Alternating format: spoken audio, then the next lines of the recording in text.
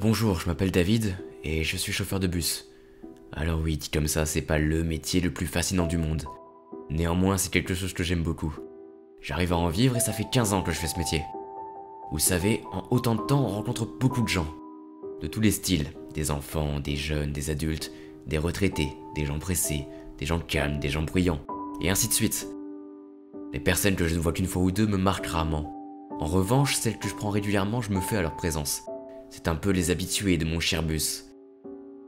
J'ai fait de belles rencontres comme ça. Vous savez, je suis quelqu'un de plutôt extraverti, alors il m'arrive souvent de parler aux passagers. J'aime bien savoir un peu où ils vont, ce qu'ils font dans la vie. Enfin, malgré tout, il faut savoir une chose. Je fais très bien mon travail. Toujours à l'heure, à tous les arrêts, en 15 ans de métier, même si je fais la conversation avec mes passagers. Enfin, du moins, ceux qui sont ouverts à discussion. Je comprends parfaitement les gens timides et qui préfèrent rester dans leur coin. C'est dans leur droit après tout. Mais je m'égare un peu. Je reprends. Donc il m'arrive de discuter avec certains passagers. Certains deviennent des habitués et c'est un réel plaisir de parler avec eux. En plus, ce qui est intéressant, c'est qu'il y a des métiers de toutes les professions. Donc les sujets de conversation sont assez vastes. Tiens, par exemple, pendant une longue période, j'ai eu un jeune policier comme passager. Je me rappelle encore de notre première rencontre. C'était un des premiers arrêts de chaque début de trajet comme un autre.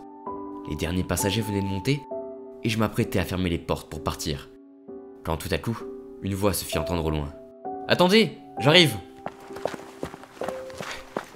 Merci. Je vais à l'ancienne mairie s'il vous plaît. Eh bien, vous êtes arrivé pile poil. Tenez, votre ticket. Merci, j'ai une fâcheuse tendance à être constamment dans la précipitation. Je vois.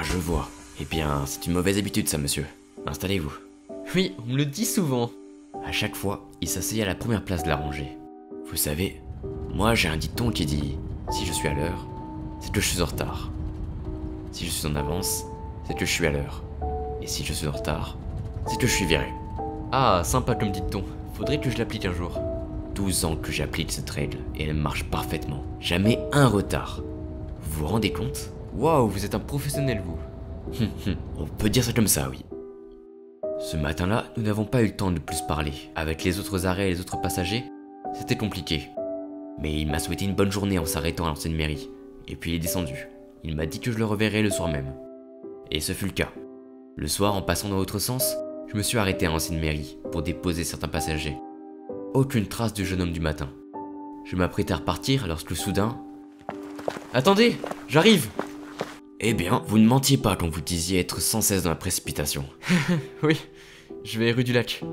Tenez votre ticket, le même arrêt que ce matin donc. C'est ça oui, j'habite en haut de la rue en fait. Ah oui d'accord, je vois, c'est pratique. Et pourtant vous arrivez quand même en courant. C'est une mauvaise habitude, mais vous savez ce qu'on dit. Plus on habite proche de l'endroit où on doit se rendre, plus on se dit tranquille, j'ai le temps. Ah, on me l'avait encore jamais faite celle-là. Ah, je vous assure, c'est prouvé scientifiquement. Bon ben, si c'est prouvé alors, je ne peux rien dire. Et pour le fait d'arriver en courant en quittant votre travail, ça marche aussi? Ah ça, c'est à cause de la paperasse que j'avais à remplir. Ça prend du temps ces trucs-là. Vous travaillez dans quoi? Je défends nos chers concitoyens de dangereux bandits. Je suis policier. Ah d'accord, je comprends l'arrêt de l'ancienne mairie, vu que le commissariat est juste à côté. Mais dites-moi, pourquoi vous n'y allez pas en voiture? Je pourrais vous dire que c'est pour économiser de l'essence, mais en réalité j'ai juste pas le permis. Un policier qui n'a pas le permis? J'ai jamais vu ça de ma vie. Comment vous avez fait pour entrer dans la police? Ah bah vous savez, en travaillant vaillamment et efficacement, on fait quand même nos preuves. C'est incroyable. Et alors, pour les interventions, comment faites-vous? Ah bah ça, je monte toujours avec un collègue. De toute manière, on n'est jamais seul pour agir. Je vois, c'est pratique. Ah, on est arrivé à votre arrêt. En arrivant, je vis une petite fille d'environ 8-9 ans qui était à l'arrêt de bus. Tiens, il y a une petite fille seule à l'arrêt? Il se fait tard pourtant. Oui en effet, il ne s'agit pas de n'importe quelle petite fille. C'est ma fille à moi. Papa, tu es là? Coucou ma chérie, tu as passé une bonne journée? Oui, et la tienne? Évidemment puisque je te vois. Elle vous attend tous les soirs à l'arrêt de bus donc. Oui, mais ne vous en faites pas, elle n'est pas seule, ma fiancée la surveille quelques mètres plus loin. En effet, je vis une femme lui faire coucou avec sa main. D'accord, parfait alors. Sur ce, je vous laisse, je reprends mon trajet. Bonne soirée à vous. Merci, très bonne soirée à vous aussi. On se verra demain, je prendrai le bus aussi à la même heure. D'accord, mais ne soyez pas en retard, hein. Parce que vous savez... Oui, j'essaierai de faire attention. Bonne soirée à vous. Je l'ai salué de la main puis je suis reparti. Ce fut ma première rencontre avec ce jeune homme si sympathique. Et le lendemain matin, je l'ai revu. Et devinez quoi? Il est arrivé tout essoufflé. Et les jours suivants aussi. Tous les matins, lorsque je m'arrêtais rue du Lac, je m'attendais à entendre un « Attendez, j'arrive !» Et tous les soirs, je le récupérais de la même façon, avant de le déposer, constamment dans les bras de sa fille. Nous avons beaucoup discuté, et j'ai appris à connaître ce jeune policier, qui n'avait pas le permis, mais qui avait une belle petite vie. À plusieurs reprises, nous avons parlé de sa fiancée, qu'il avait rencontrée lors d'une fête de village, et de sa fille, la petite Camille. Un autre jour, sur le chemin pour l'ancienne mairie, nous avons eu une autre discussion. Vous savez, si vous ne pensez pas être à l'heure pour mon bus le soir, vous pouvez prendre celui de mon collègue. Il ne passe qu'avec 10 minutes de décalage. Bon, son trajet est un poil plus long, mais il passe quand même rue du Lac, et comme ça, vous pouvez le prendre tranquillement. Oui, je l'avais vu sur les horaires. Je l'ai testé une fois avant de commencer à prendre le vôtre, mais je préfère votre conduite. Et puis, vous êtes plus sympathique que lui également. Je vous remercie. Et puis, j'ai un peu l'impression qu'il y a une certaine amitié qui s'est installée entre nous. Ça m'arrive assez souvent. Il faut dire que je m'intéresse beaucoup aux gens. J'ai vu ça, oui. Mais personnellement, ça ne me dérange pas. Eh bien, tant mieux. Nous arrivons à votre travail, monsieur le policier. Merci encore, David. Ah, j'oubliais. Malgré ce que j'ai dit, je pense que ce soir, je vais prendre le bus de votre collège, je pense. Il faut que je passe à l'épicerie en sortant du travail. Une course de dernière minute? C'est que aujourd'hui c'est l'anniversaire de ma fille, alors je vais lui acheter un gâteau aux fraises avant d'entrer. Oh, je vois. Vous lui souhaiterez un joyeux anniversaire de ma part. Je n'oublierai pas. Est-ce que si ma fille est à l'arrêt, vous pourrez lui dire que j'arrive plus tard? Je sais que je vous en demande beaucoup, mais... Pas de problème, ce sera fait. Merci beaucoup, David. Vous êtes vraiment un type bien. M'arrêter 30 secondes, ça ne me dérange pas du tout. Bon, j'y vais, sinon je vais vous mettre en retard. Passez une bonne journée. Vous aussi. Il est descendu, et j'ai repris ma route. Le soir même, je me suis arrêté à son arrêt pour y déposer d'autres passagers. Mais comme cet agent de police me l'avait dit, ce soir-là, il n'était pas présent. En passant rue du Lac, je vis sa gamine à l'arrêt de bus. Je me suis donc arrêté et j'ai ouvert les portes. Bah, monsieur, il est où mon papa? Ton papa arrive plus tard. Il allait te chercher une surprise pour ton anniversaire. Ah, c'est vrai? Promis? Oui, promis. Ne prends pas froid. Rejoins ta maman. Et encore joyeux anniversaire, ma petite. Merci, monsieur. Au revoir, monsieur. Je la vis s'éloigner. On dirait le son de la femme habituelle un peu plus loin. Je repartis aussitôt. J'étais content d'avoir pu la prévenir, comme mon ami me l'avait demandé, et d'avoir en même temps pu lui souhaiter son anniversaire. Le jour suivant, en m'arrêtant rue du Lac, je pensais revoir le policier. Néanmoins, il ne s'est pas présenté. Je ne pouvais pas attendre plus longtemps, alors je suis reparti. Le soir, je ne l'ai pas vu non plus. Je me suis dit qu'il avait sûrement pris un congé pour passer une journée avec sa famille. Les jours passèrent, et je n'ai plus revu l'agent de police en jouet que je prenais à bord de mon bus. Je ne voyais plus non plus sa petite fille à l'arrêt chaque soir. Je me disais alors que ses horaires avaient peut-être changé, et que par conséquent, cela ne collait plus avec celle de mon bus. J'aurais vraiment préféré. Un jour, j'ai appris par un passager pourquoi l'agent de police ne venait plus. En réalité, le jour de l'anniversaire de sa fille, il est sorti après son travail pour aller à l'épicerie, afin d'acheter un gâteau. Après l'avoir pris, il prit également un bouquet de fleurs, et le plaça dans la file d'attente pour payer. L'homme placé devant lui sortit un couteau de sa poche et menaça le caissier pour récupérer l'argent du commerce.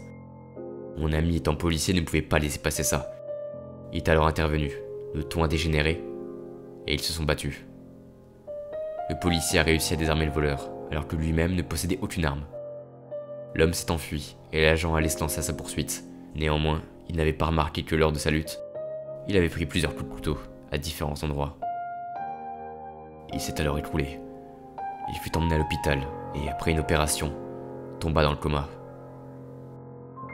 Quelques jours plus tard, le policier succomba à ses blessures, entouré de sa famille. En apprenant ça, mon cœur s'est comme arrêté. J'avais du mal à croire que le policier constamment en retard, qui était devenu un ami, n'était plus de ce monde.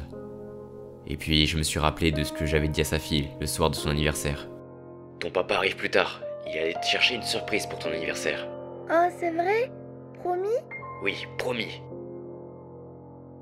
Ma promesse a dû lui faire beaucoup de peine en apprenant ce qui était arrivé à son père. Moi qui ne pleure jamais, à ce moment-là des larmes ont coulé le long de mes joues. J'avais le cœur serré. Vous savez, nous n'étions pas les amis les plus proches. Mais au fil du temps, à le prendre avec moi et à discuter avec lui, j'avais vraiment noué un lien fort avec lui. C'est ce qui arrive lorsque l'on est chauffeur de bus. On voit des gens, on les suit pendant une partie du chemin, puis ils descendent un jour, pour ne plus remonter à bord. Malgré tout ça, encore actuellement, lorsque je m'arrête rue du Lac, j'ai toujours cette impression qu'un jeune policier va arriver, essoufflé, en criant « Attendez, j'arrive !»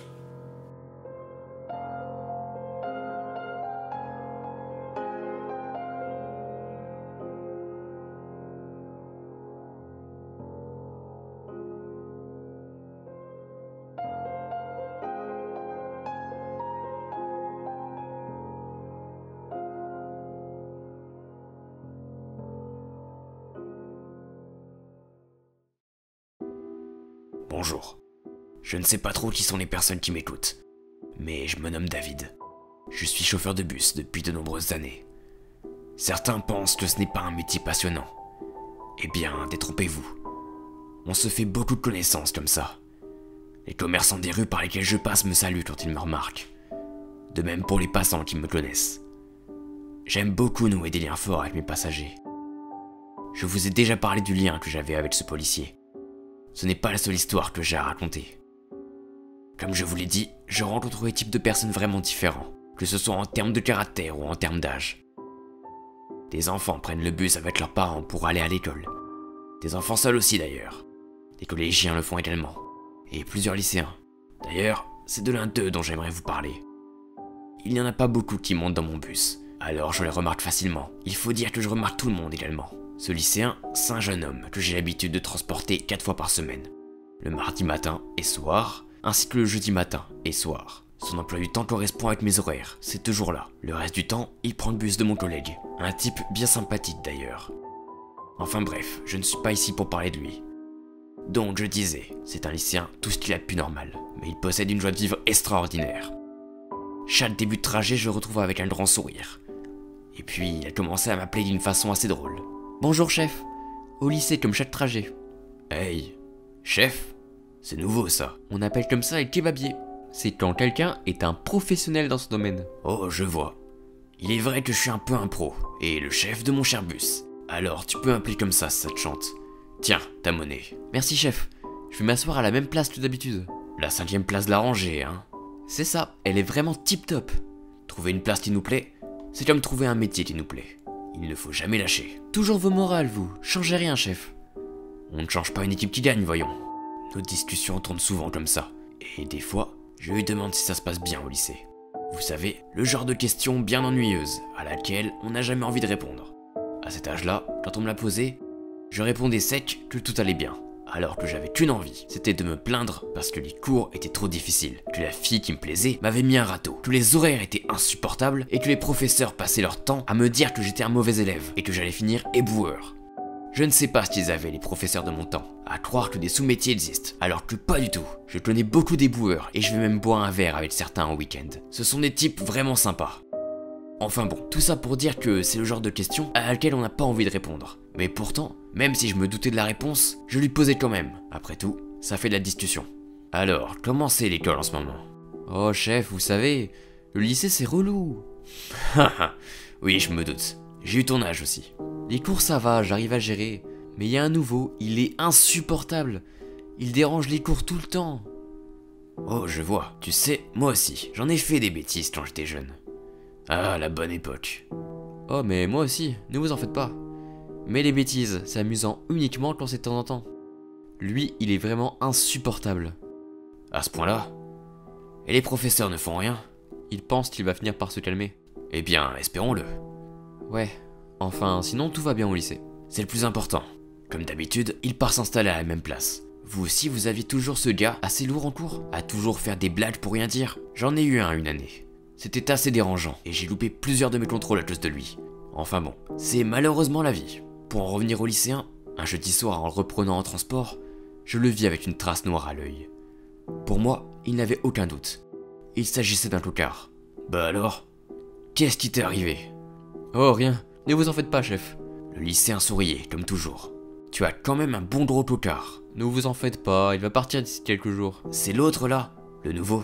Oui, comment vous avez deviné? Mais ne vous en faites pas, je l'ai bien défoncé en retour. Il souriait encore plus, en faisant un pouce avec sa main. J'espère bien, il ne faut pas te laisser faire mon petit.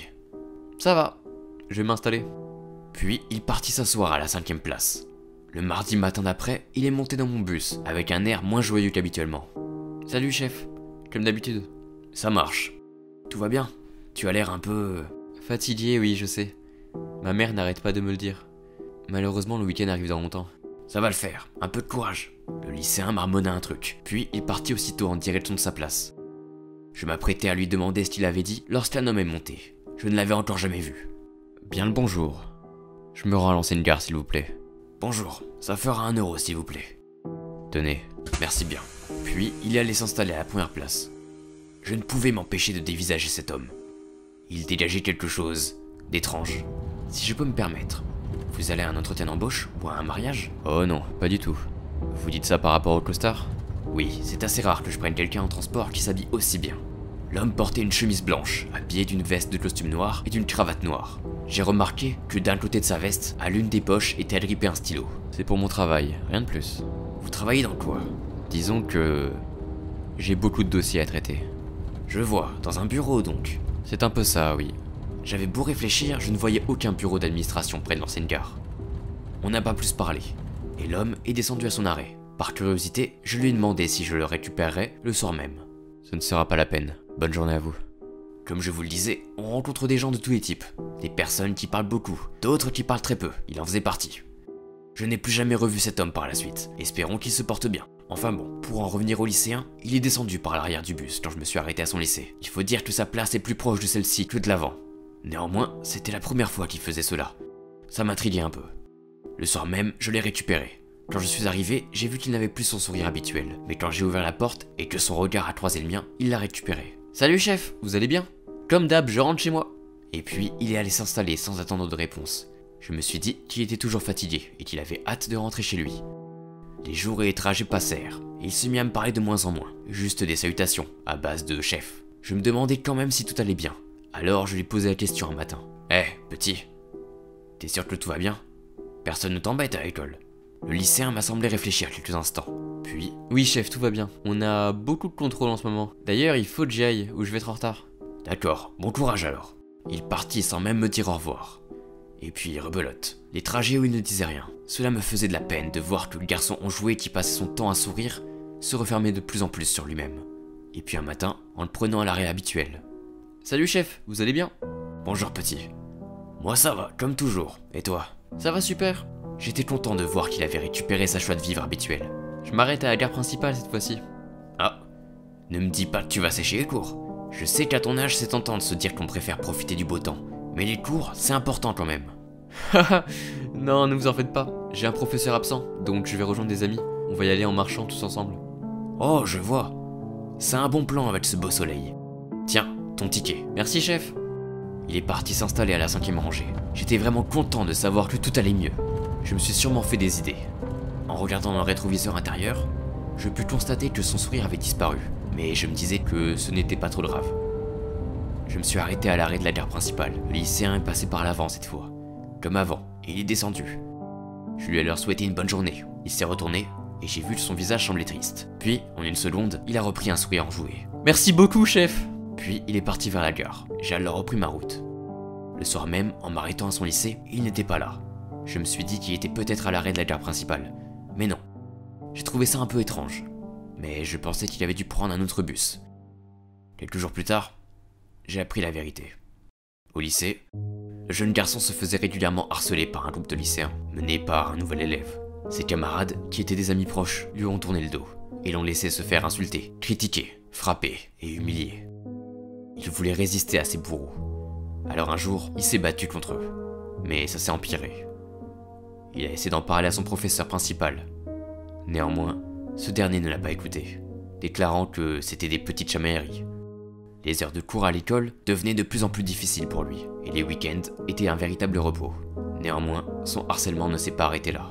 Les harceleurs lui envoyaient régulièrement des messages, pour se moquer de lui, pour le menacer, pour l'humilier. Alors un jour, en prenant le bus, il a décidé de s'arrêter à l'arrêt de la gare principale. Il est descendu, s'est dirigé dans la gare, a attendu au bord des quais. Il a laissé quelques trains passer, pendant que ses larmes coulaient. Puis, il a sauté, et tout était terminé. Il était seul. Et pourtant, il résistait à ses bourreaux, essayant au mieux de garder le sourire pour ne pas inquiéter ses proches. Il menait un combat seul, un combat qui n'a pas eu la force de continuer. Un combat qui, petit à petit, a fini par le détruire. Tout ce que je viens de vous le dire, ce jeune l'a expliqué dans sa lettre, laissée dans son sac au bord des quais de la gare. Sur le coup, et encore aujourd'hui, je m'en suis voulu. Je m'en suis voulu de ne pas avoir remarqué les signes. Je me doutais de quelque chose, mais je ne l'ai pas vu assez clair. Je me suis laissé distraire par son sourire de façade. Vous savez, ce n'est pas parce qu'une personne montre qu'elle va bien, qu'elle va forcément bien. Beaucoup dissimulent leurs ressentis et leurs émotions sous un faux visage. Pas par égoïsme, ni par malveillance, mais pour ne pas affecter les autres. Ils gardent tout pour eux. Je pense qu'il est honorable de ne pas se plaindre de tout. Néanmoins, lorsque l'on est dans une situation inconfortable, il faut savoir poser ses limites. Et surtout, le faire auprès des bonnes personnes. Si vous êtes en situation de harcèlement ou d'une situation similaire, n'hésitez pas à en parler. Que ce soit à vos proches, à votre famille, à vos amis, aux différents numéros d'aide ou à des spécialistes. Il y a une solution à chaque situation. Vous n'êtes pas seul. La mort de ce jeune m'a beaucoup affecté. Et après de nombreuses réflexions, j'ai enfin compris ses derniers mots envers moi. Il ne me parlait pas que de l'arrêt, mais de toute notre discussion, de la bienveillance qu'il a su cerner en moi. Et pourtant, même si tu m'as remercié, je n'ai rien fait pour le mériter. Je n'ai pas su discerner les signes. Je n'ai pas su comment t'aider. Je n'ai pas su te sauver. Et pour cela, j'en serai à tout jamais désolé. Merci beaucoup, chef.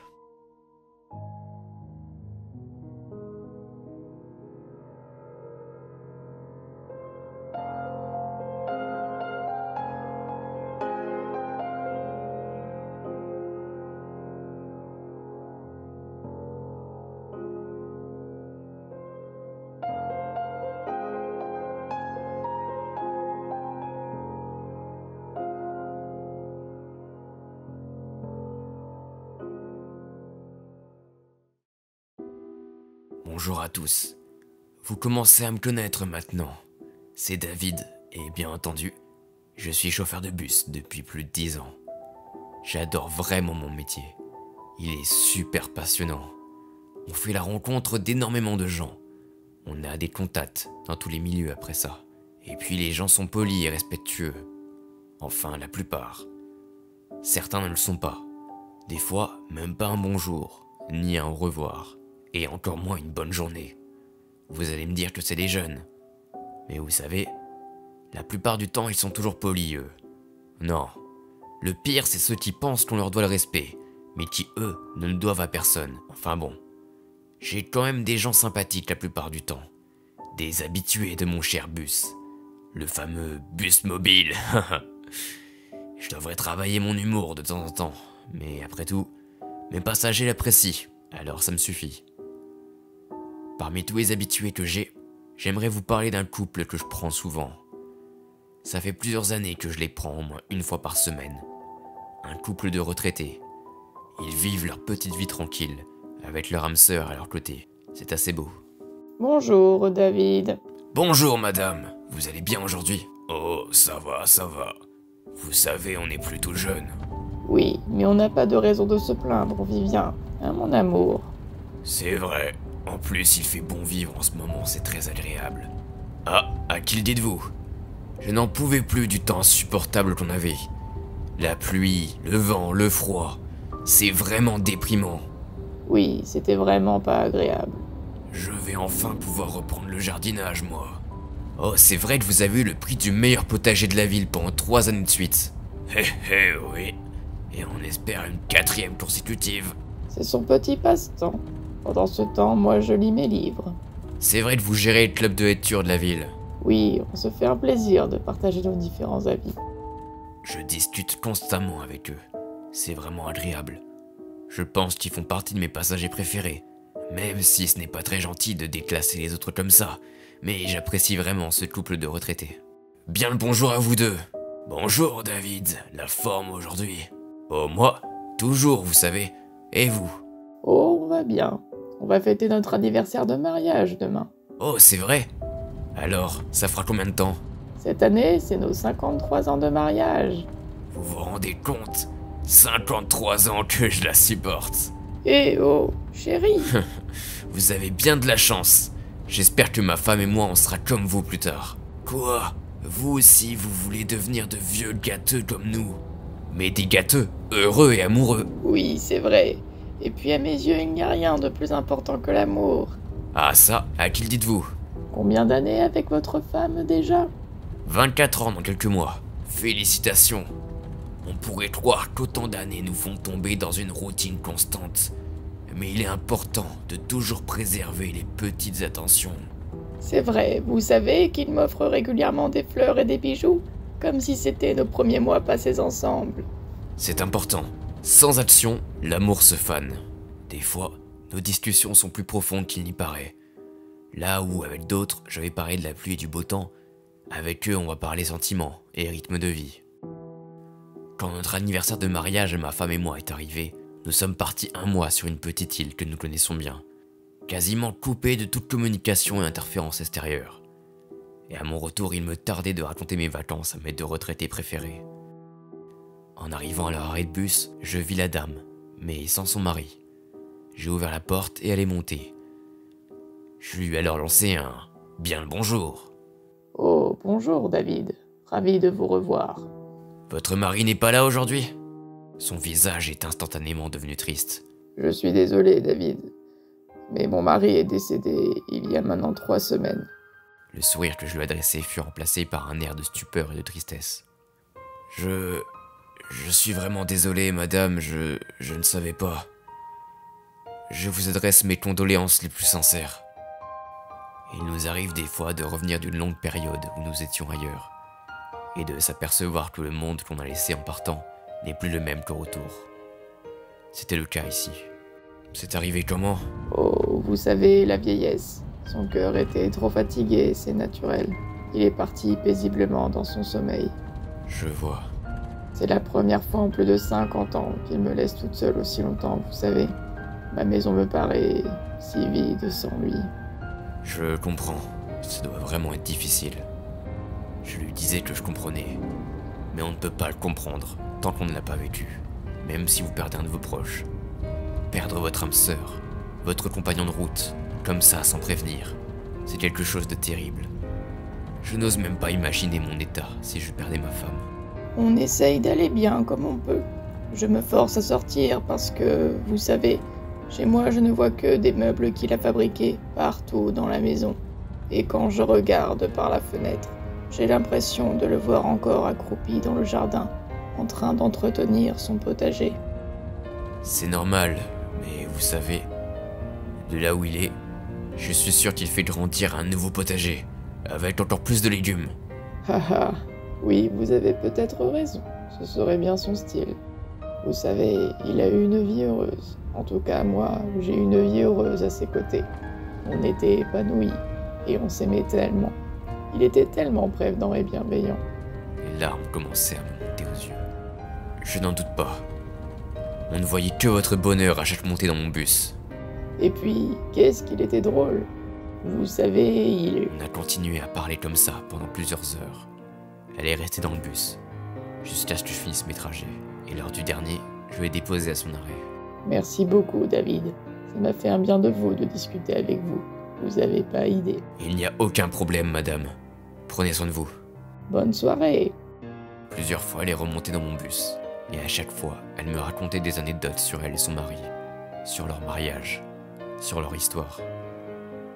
Et puis un jour, elle a cessé de venir. J'ai appris plus tard par le journal qu'elle était décédée, de cause naturelle et dans son sommeil, comme son mari. Je vous avoue que la nouvelle m'a fait un choc. Déjà que le décès du jardinier m'avait laissé sans voix, maintenant c'est au tour de sa femme. Elle l'a rejoint. Je suis sûr que tous les deux se sont retrouvés et qu'ils profitent de ce qu'il y a de l'autre côté, ensemble, main dans la main. Avec d'un côté un potager rempli d'une variété infinie de légumes et de l'autre un club de lecture regroupant les plus grands écrivains. La vie est faite comme ça.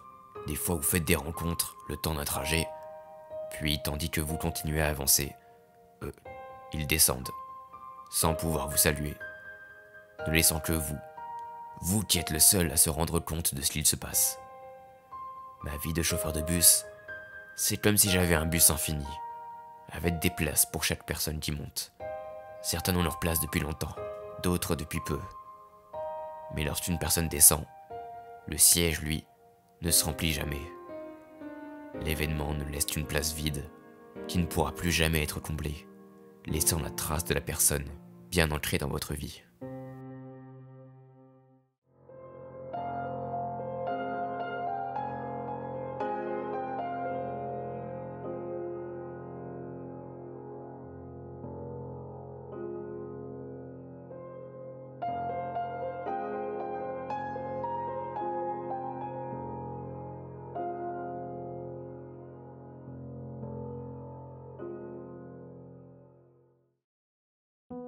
Bonjour à tous.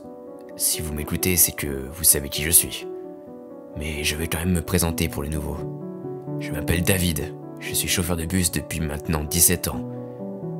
Au cours de mon travail, je suis amené à rencontrer de nombreuses personnes. Quand je peux, je fais la discussion.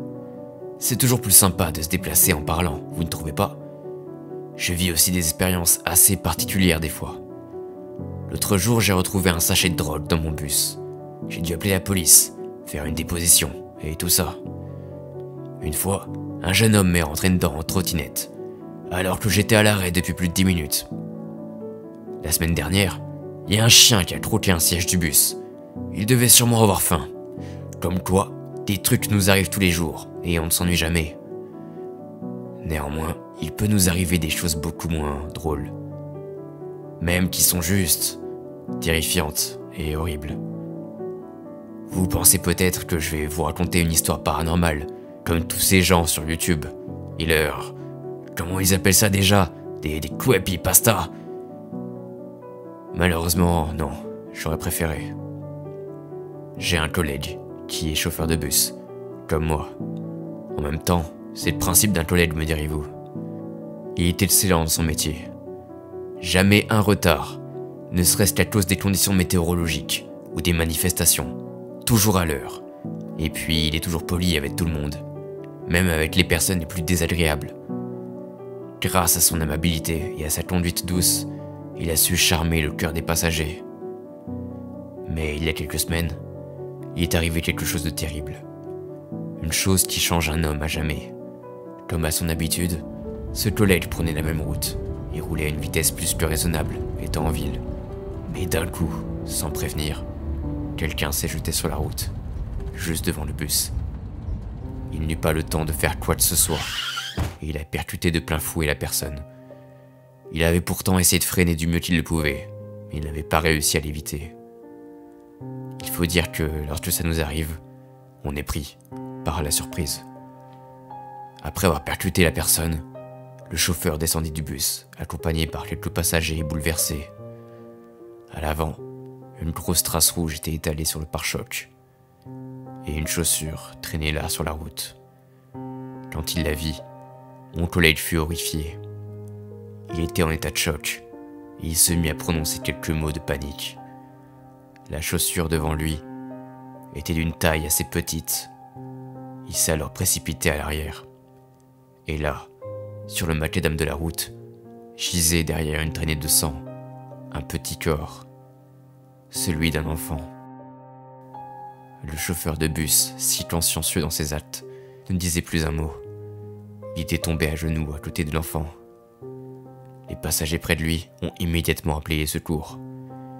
Les parents, qui se trouvaient à seulement quelques dizaines de mètres de la scène, sont arrivés avant les pompiers. Le père, fou de rage, saisit mon collègue par le col et se mit à lui crier dessus. La mère, en pleurs, s'était directement dirigée vers son fils, immobile sur le sol froid. Quand l'ambulance, les pompiers et la police sont arrivés sur place, il était trop tard. L'enfant était mort sur le coup. Les policiers ont séparé le père de mon collègue, l'empêchant de lui faire du mal, tandis que le responsable ne disait pas un mot. Des larmes coulaient le long de ses joues. La police a bien sûr posé quelques questions, mais le chauffeur de bus, complètement en état de choc, n'arrivant pas à réaliser ce qu'il venait de se passer, ne pouvait y répondre. Les passagers qui étaient assis près du chauffeur ont alors expliqué la situation. Le gamin avait déboulé d'un coup sur la route, juste devant le bus, et le chauffeur, même s'il ne roulait pas très vite, ne put faire quoi que ce soit. Les parents ont bien entendu porter plainte contre le chauffeur et la compagnie qui l'embauche. Celle-ci rejetait la faute sur les parents, qui auraient dû mieux surveiller leur enfant, et eux la rejetaient sur la compagnie, qui devrait mieux choisir ses chauffeurs, et sur ce conducteur, qui aurait dû réussir à esquiver leur fils. C'était une querelle sans fin. Mon collègue, lui, se mit à s'enfoncer dans un désespoir sans nom, persuadé que tout était de sa faute. Après tout, c'était lui qui se trouvait au volant, lui qui avait percuté un piéton, lui qui avait tué un enfant. La compagnie, pour se dédouaner de toute responsabilité, a alors licencié mon collègue, travaillant à son poste depuis plus de 10 ans. Les passagers qui l'appréciaient étaient contre cette décision. Néanmoins, rien n'y faisait. Et puis le procès arrive bientôt. C'est lui qui décidera qui est le responsable dans cette affaire. Pour en revenir à mon collègue, il ne sort plus de chez lui. Il se mue dans sa solitude, repoussant sa femme qui essaie de lui faire comprendre que ce n'était pas de sa faute, qu'il ne pouvait rien faire pour empêcher le drame qui s'était produit. Mais le chauffeur ne réussit pas à penser pareil. Il avait, sans le vouloir, détruit une famille, et ses membres en seront à tout jamais changés par cet événement. Et il en est le seul responsable. Il ne peut pas réussir à surmonter cette épreuve. Et en restant dans sa solitude, il commence à avoir de plus en plus d'idées noires. Il est responsable de la mort d'un gamin. Alors peut-être que la seule punition qu'il mérite, c'est la mort. Encore aujourd'hui, cet homme est enfermé chez lui, toujours à s'enfoncer de plus en plus dans ses remords et sa culpabilité. Cependant, il y a une chose que je ne vous ai pas dit. Ce collègue n'est pas mon collègue. En réalité, le chauffeur qui a percuté ce gamin sur la route, n'ayant pas réussi à l'esquiver, il s'agit de moi. Votre cher chauffeur de bus, qui a pour habitude de toujours sourire, de toujours donner le meilleur de lui-même pour ses passagers. C'est lui qui a tué cet enfant. C'est moi. Et je n'arriverai pas à vivre plus longtemps avec ça sur la conscience. C'est ma faute. Et je ne m'en remettrai jamais. Alors autant en finir une bonne fois pour toutes. Des fois, des passagers que je connais bien ne remontent plus jamais dans mon bus. Eh bien, pour une fois, ce n'est pas un passager qui ne montera plus jamais dans son bus. C'était David, chauffeur de bus pendant plus de 17 ans. Et je souhaite une bonne continuation à tous mes passagers.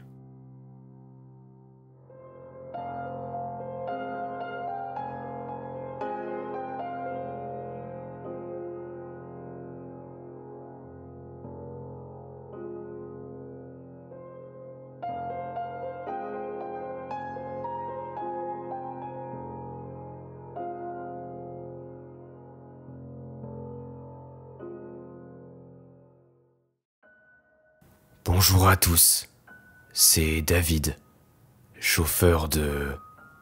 Non, je ne suis plus le conducteur que j'étais. C'est David, juste David. La dernière fois que je vous ai parlé, il s'était passé quelque chose de terrible. J'ai renversé un enfant. Le procès ne s'était pas encore déroulé, et je pensais mettre fin à mes jours, étant rongé par la culpabilité. J'ai essayé. Je me suis rendu dans mon garage, j'ai fixé une corde à une poutre métallique, je suis monté sur un tabouret, j'ai passé la corde à mon cou, puis j'ai renversé le tabouret avec mes pieds. Je suis resté là, à me balancer dans le vide et à suffoquer pendant plusieurs minutes. Contrairement à ce qu'on pourrait croire, ce n'est pas rapide de mourir par pendaison. Même si mentalement je voulais plus que tout disparaître, mon corps essayait de résister, par pur instinct de survie. Ma femme est rentrée plus tôt de son travail, et c'est là qu'elle m'a trouvé. Elle m'a aussitôt décroché, et par conséquent, sauvé la vie.